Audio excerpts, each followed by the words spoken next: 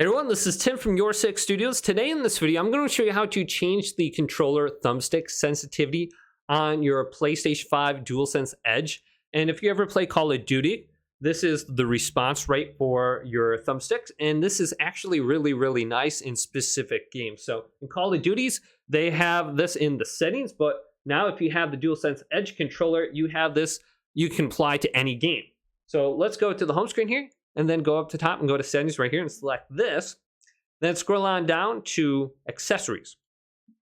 Go to DualSense Edge wireless controller and then go on over to custom profiles. Then create a custom profile on the top. And then you want to go over to assign profiles and make sure it's assigned to one of these slots. So it says assign other profile right here. Just make sure it's assigned and then you can go into it. So I have one for FPS, and then here's profile to copy. I just copied my first one, but you can see I have sensitivity curves for steady on both thumbsticks. So let's select this one, and we can do the custom button assignments right here if you haven't done that already. So typically I just set up my back paddles for X and O, and this is crouch and jump in most first-person shooters. So that's probably what you want to have on. Cool thing is you can change and remap the touchpad, the PlayStation button, and then also the share and options button. So we want to go to stick sensitivity / Deadzone now. And this is what I love about this controller. So you can see the dead zones too. If you have any kind of stick drift in the middle of the screen where your thumbstick is, there's going to be a little bit of movement and it's going to be off center. So let's go to the right stick. This is the one I typically use to aim. And you can see there is a small degree of stick drift. If not, it's just not centered, but we can go to the sensitivity curves right here and we can look at them. So we have quick, precise, steady, digital, or dynamic. Now, if it's going up right away, that means it's going to accelerate quicker when you move your thumbstick. If it's going down, it's going to take a little bit more movement before it actually registers on the controller. So like here's precise. Now, this can be a good and bad thing. Precise, so you're going to have to move your thumbstick more to the right or left before it shows up.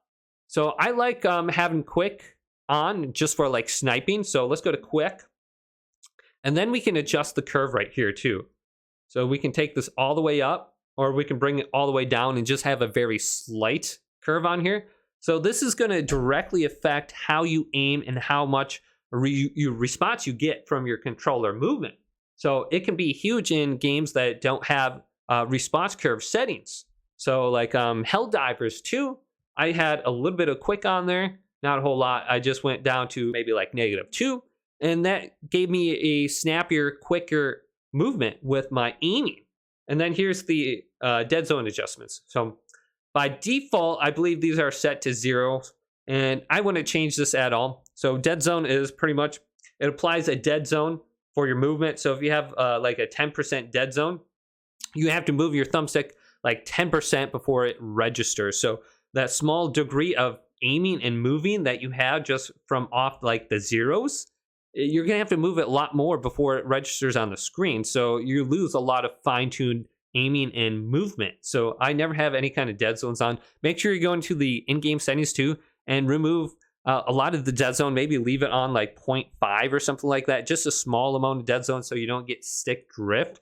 But you want that the dead zone set to the lowest possible that you can. So that will give you the best amount of aiming. So we can set this right here. You can try out the different ones you want. Typically, I just do this for the right stick. Left stick, not so important just because that's the movement one. And then you can switch between the profiles by pressing the FN button. So I can go to O now and go to my FPS setting. Then I can go to X. So maybe I'm running around a game and I pick up a sniper rifle. I can set it up so I have like quick on there. So it's a little bit snappier and I can snap on targets. I can just press FN, switch on over real quick. And then maybe I drop my sniper rifle and then I can go back to my normal FPS, like default response curve under here. So this one, I don't have anything set up for it. So if I go to my stick sensitivity, it's just normal. So I like normal just for my main guns, and then I like quick on my sniper rifle. So it's cool to set this up. Just play around with it in like a Call of Duty, like firing range lobby or something like that. That's probably the best way to get used to it, and just switch back and forth between your profiles to see which one you like. So there's definitely going to be one that you probably like over the other. So check it out. Hopefully this video did indeed help you out. If it did, leave it a big thumbs up and subscribe to my channel down below for more tech up videos coming up next on Your Six Studios.